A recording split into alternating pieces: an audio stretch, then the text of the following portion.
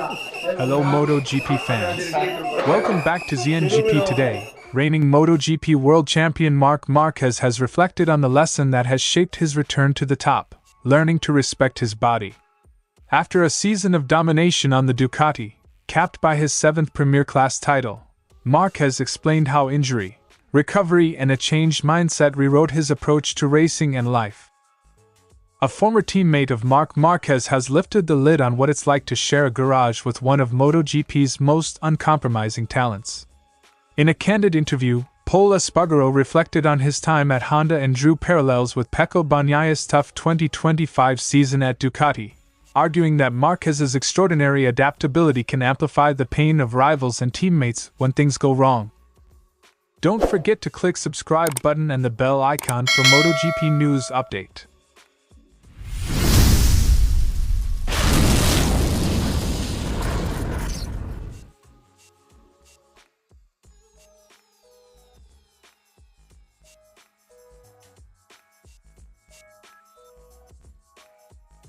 Marc Márquez framed his comeback not just as a sporting triumph but as a personal evolution. The rider who once pushed through pain and raced on instinct now speaks about physical limits with the seriousness of an athlete who's learned from hard experience.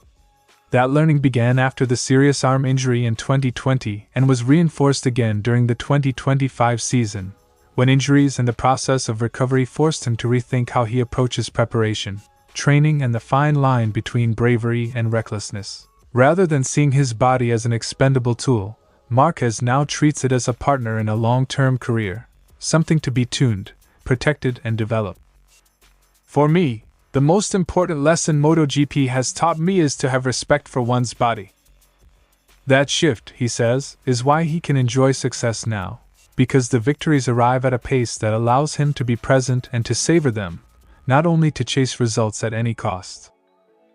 Márquez admitted his earlier approach sometimes placed performance above preservation.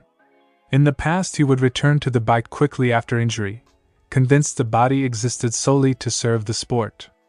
But complications following his 2020 arm break, and the slower, more cautious processes demanded by later injuries, taught him a different calculus. Short-term heroics can cost private long-term gains. These experiences reshaped his attitude to rehabilitation, to medical advice, and to the small choices that accumulate across a season. I always thought that my body was at the service of motorcycling, and that I'd give everything for the sport. That confession underlines the pivot. He no longer sees rapid returns as the only sign of character, but values steady rebuilding that keeps him competitive year after year. The results speak for themselves.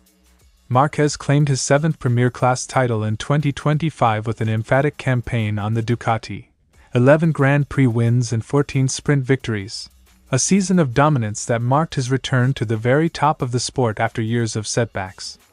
Yet even as the trophies piled up, he framed each success as incremental, a podium here, a confidence-building win there, not as the culmination of a single daring act but as the product of careful, disciplined recovery and racecraft refinement. My goal was to get back to the top, to be competitive again, but to achieve that you can't just look at the top of the mountain. That patient, long-view strategy turned an emotional comeback into sustainable excellence, and it's a model he now advocates for younger riders and peers. The season didn't end without another test. A shoulder injury sustained at the Indonesian Grand Prix required surgery in October, and ruled Márquez out of late-season activities and the Valencia post-season test. Even here, his response was measured. He inquired about testing only after medical advice, aware that rushing back could reverse the gains he'd worked for all year. Current reports suggest his recovery is progressing well and that he's targeting the first preseason test in Sepang as a return milestone. You have to go step by step, gain back your confidence, win another podium, another victory, and slowly build up the climb to the final peak.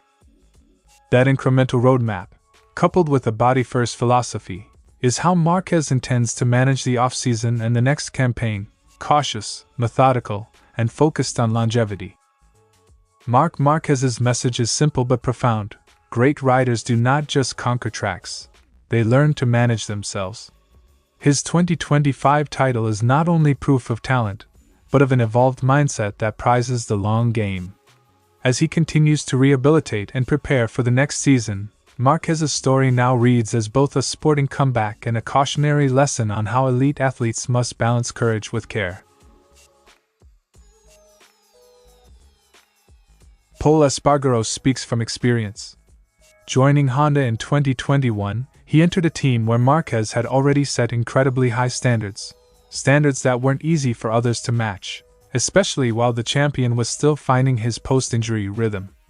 Espargaró describes the daily, grinding pressure of trying to develop a bike and deliver results while watching your teammate extract wins.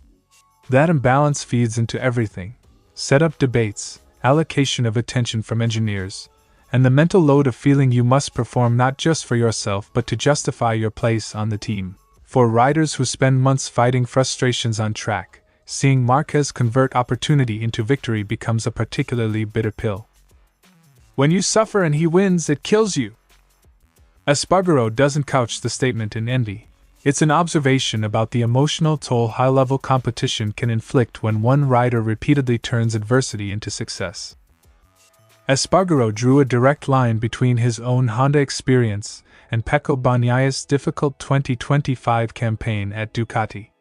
Bagnaia, a rider who has previously set the benchmark for Ducati, found himself ill at ease on machinery that, in Espargaró's view, didn't suit him as it did others. That discomfort compounds when your teammate, in this case Marquez, seems to rise above setup issues, electronics quirks or track-specific problems that hinder others. For Espargaró, the contrast between personal suffering and your teammate's capacity to thrive under duress is what makes the situation so corrosive. Pecco is in a situation where he's not comfortable. He's not comfortable with the bike. The remark underscores how much of rider performance is about fit and feel.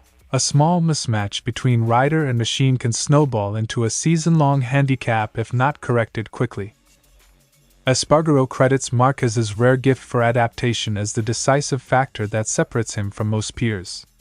Whether it's mid-race setup compromises, track conditions that penalize other riders, or mechanical niggles, Marquez appears to find a way to get the most out of the package. That doesn't just win races, it reshapes the psychological battlefield. Teammates who are left wrestling with a bike's shortcomings must also confront the reality that their margin for error is smaller when the benchmark can squeeze performance from imperfection. He's able to adapt to problems in a way that others cannot. For rivals and colleagues, that adaptability is double-edged, inspiring to watch yet demoralizing when you're the one falling short. Espargaró's reflections also probe Marquez's broader career arc, from a dominant run at Honda to a bold decision to seek renewal with Ducati via a move to Gresini, and eventually, the factory. Espargaró framed Marquez's story as one of personal rediscovery rather than a simple tally of trophies. The Spaniard left a comfortable position to find form again, even accepting little or no salary in the early stages to prove his worth on different machinery. Espargaró used this as further proof of Marquez's character, while also acknowledging the personal price others pay being in the same team. The season's end brought another test, a complicated shoulder injury in October, reminding everyone that behind the headlines are human bodies that must be managed carefully. He didn't need to win a world championship with Ducati to prove he was the best. That sentence captures both admiration and the bittersweet nature of being a contemporary of greatness. You both witness and endure it. Pol Espargaró's candid assessment gives a rare inside view of the emotional and technical dynamics inside a top MotoGP squad.